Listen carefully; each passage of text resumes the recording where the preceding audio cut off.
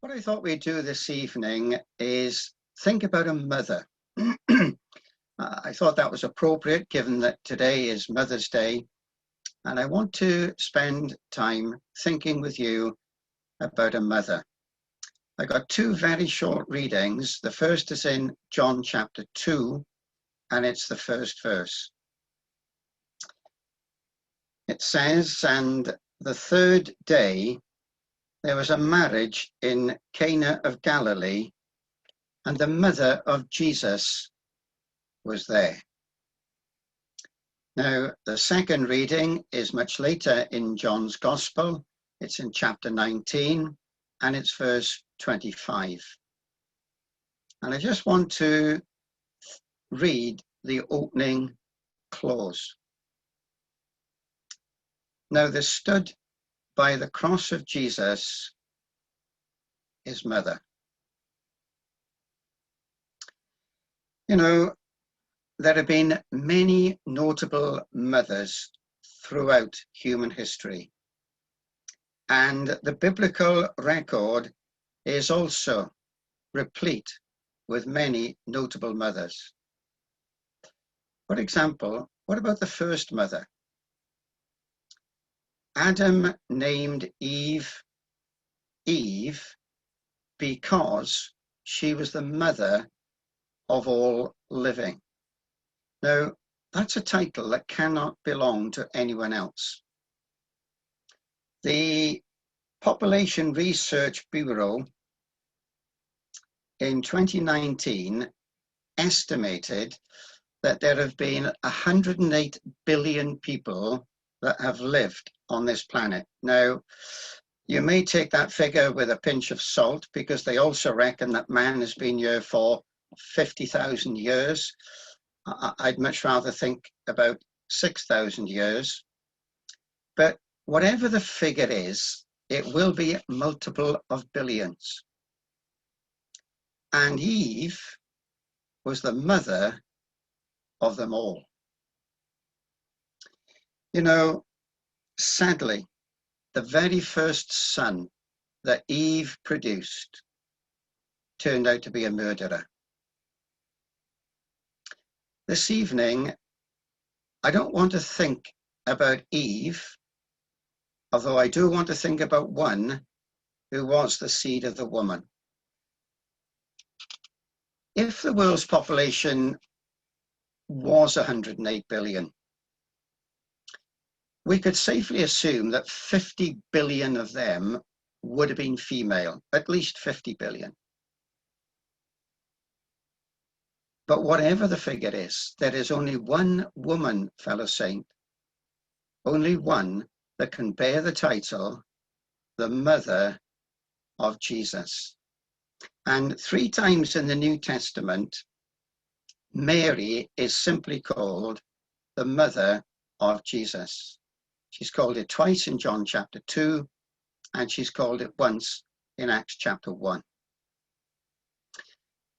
Whereas Eve's first son took life, Mary's firstborn son had not come to destroy men's lives.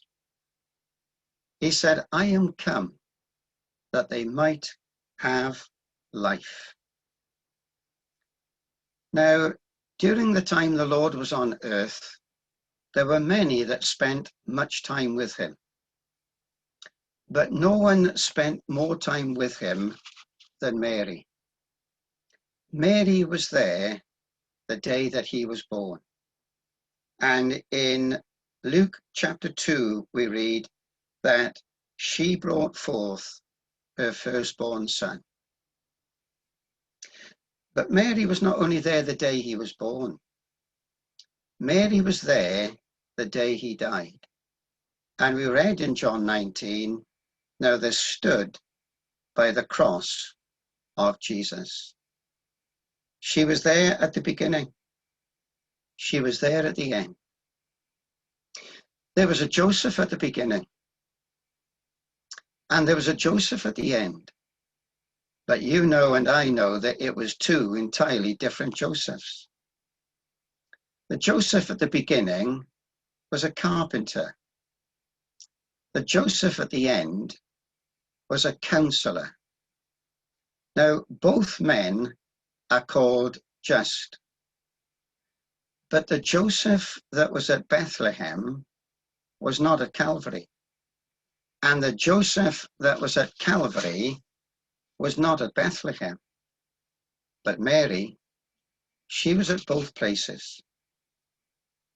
You know, I've often mused and meditated upon the comparisons and contrasts between the day that Jesus was born and the day he died. You know, the first hands that touched him was a woman's hands. The last hands to touch him ere he died, they were wicked hands. The day that he was born, Mary clothed her son. Scripture says that she wrapped him in swaddling bands. The day he died, Mary saw that men had stripped her son and they gambled over his clothing.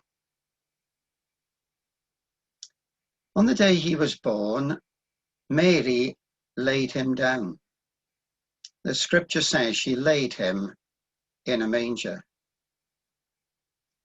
The day he died, Mary watched as men lifted him up. The day he was born, Mary saw shepherds. The day he died, Mary saw soldiers. The day that Jesus was born, darkness was turned to light. The day that Jesus died, light was changed to darkness. You know, fellow saint, 30-something years after he was born, Mary was there to see his first miracle. She was there in John 2. And we know that when he performed that miracle, that the gospel record tells us that he manifested forth his glory. And Mary was there to see the manifestation of his glory. The day he died, Mary was there to see his grief. You know, fellow saint, if you go back to Exodus chapter 1, yeah, you've got the situation where Moses is born into captivity. In Exodus chapter 1, you read about two women, Shiphrah and Puah. Shiphrah and Puah are midwives. They were there to help the Hebrew women give birth to their children. Now, the Bible doesn't tell us how old Mary was when Jesus was born, and therefore we have to be very careful. But a little bit of research would seem to indicate there is a strong probability that when Jesus was born, Mary would have been in her mid-teens. Now, that might seem unsavory to us in the 21st century. That might not seem to be appropriate to us of a Western culture, but we have to remember that we're now going back 2,000 years. And we need to leave Western culture behind and come to an Oriental culture. And it is quite possible that when Jesus was born, Mary was but in her teens. But unlike Jochebed in Exodus 2, there was no midwife for Mary. We read, fellow saint, that she was out in some Judean field with none to help her. The only one present at that moment was a carpenter, and I doubt if he knew much about delivering children. And so the Bible record simply states this: she brought forth her firstborn son. Have you ever pondered that moment, fellow saint? That moment when she brought forth her firstborn son. Here is one who the heaven of heavens cannot contain. And yet for the last 9 months, he has been concealed within the womb of a virgin. And when at last she brought him forth, she, as any mother would have clasped that son to her.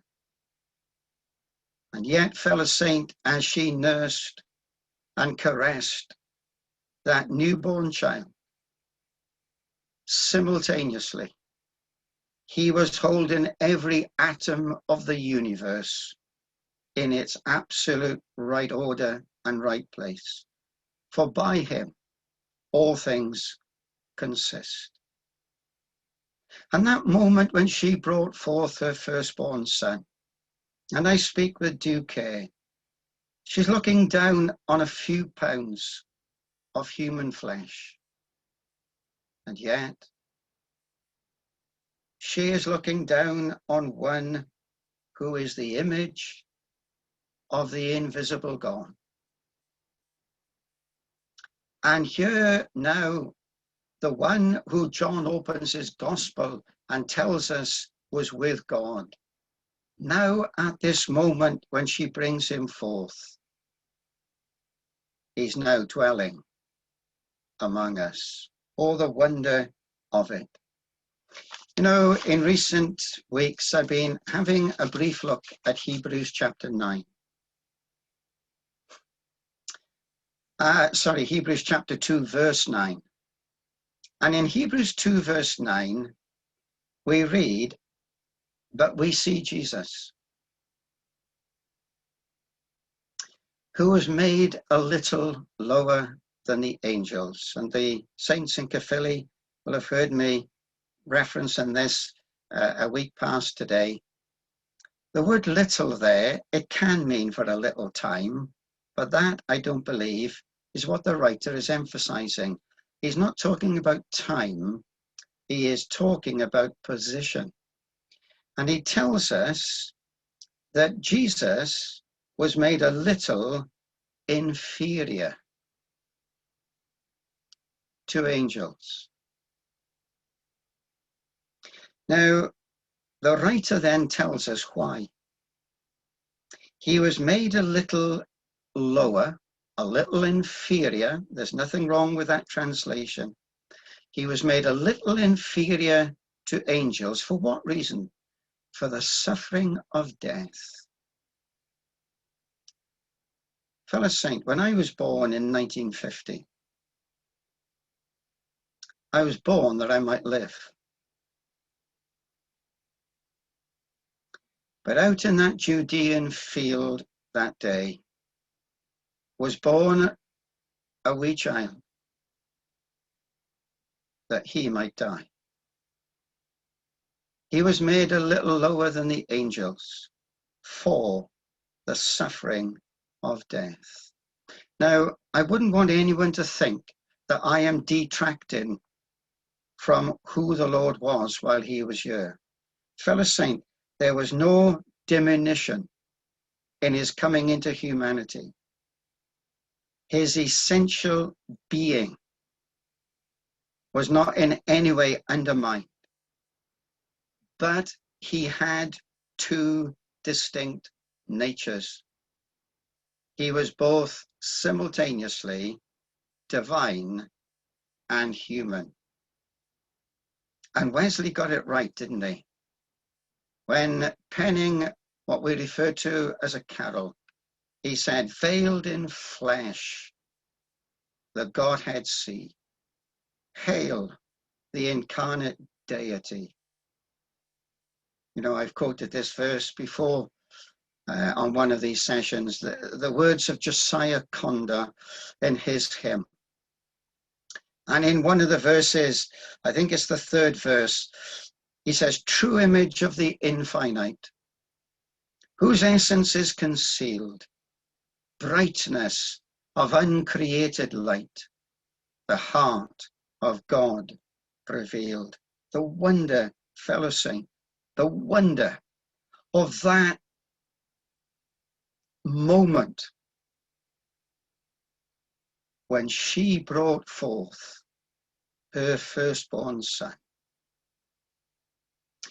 Now we read the opening words of John 19, verse 25. And in our good authorized version, the verse opens with the word now. But several translations open the verse with the word but. And what we have introduced in John 19, verse 25 is a contrast. And let me just point out a few contrasts against the backdrop of the opening phrase of that verse. You see, when Mary stood, what were soldiers doing? When Mary stood by the cross, soldiers were sitting. Sitting down, they watched him there. Sitting down, they kept watch, is the idea. But while soldiers sat, Mary stood. You know, fellow saint, when Jesus was born, Mary was in an outside place. We often refer to the incident with the inn. There was no room for him in the inn, but you will know that the Bible doesn't say that. Bible doesn't say that. It says there were no room for them.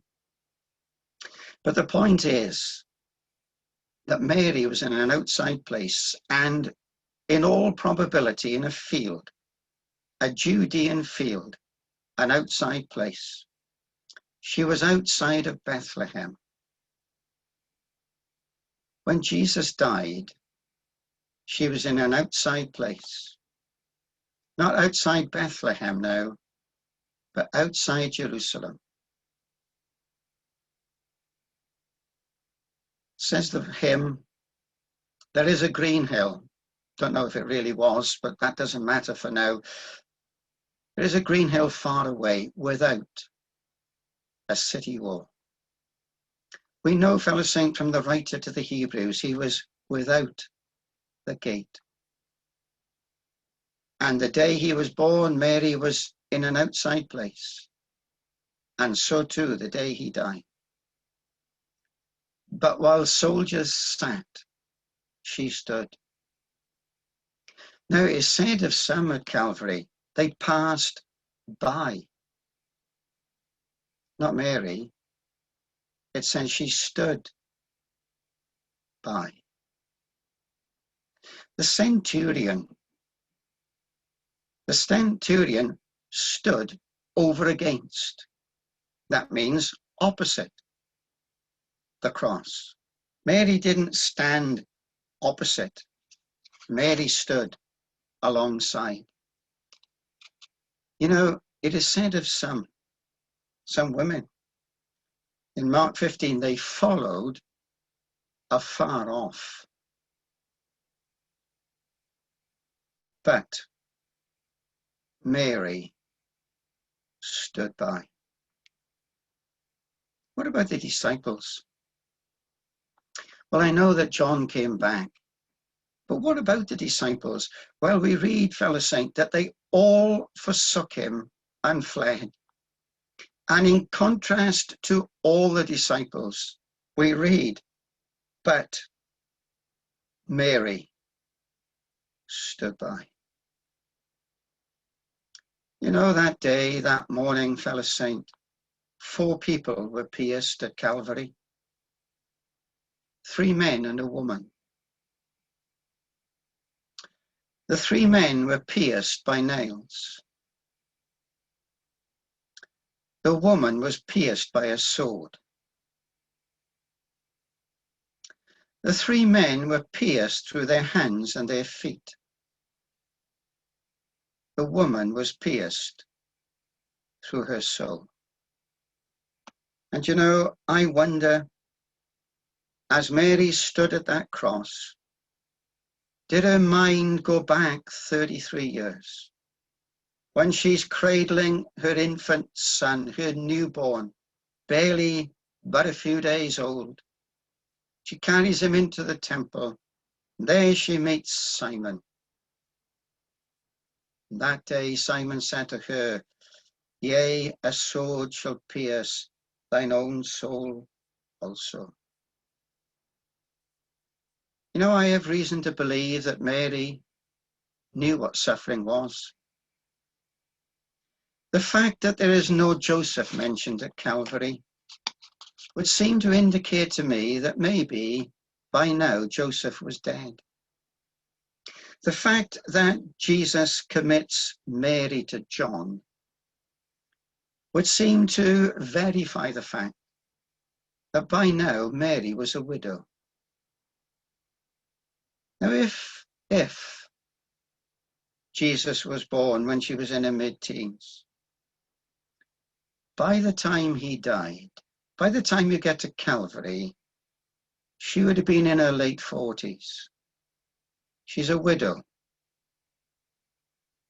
And in addition to Jesus, according to Matthew 13:55, if we take it at face value, she had at least 6 other children, 4 sons, and a minimum of 2 daughters. Her husband's dead. She's a large family. There's no social security.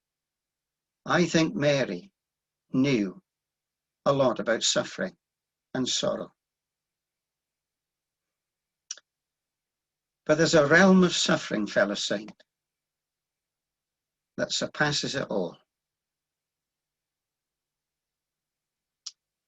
You know, those of us who are parents, we enjoy it, don't we? Let's be honest. It's nice as parents when you hear your children well spoken of. When people come and they speak well and in a praiseworthy manner about your own children.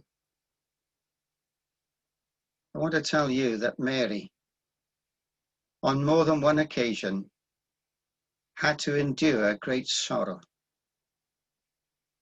Can you imagine being a young mother? Your baby is what? Maybe a year old, maybe 18 months old.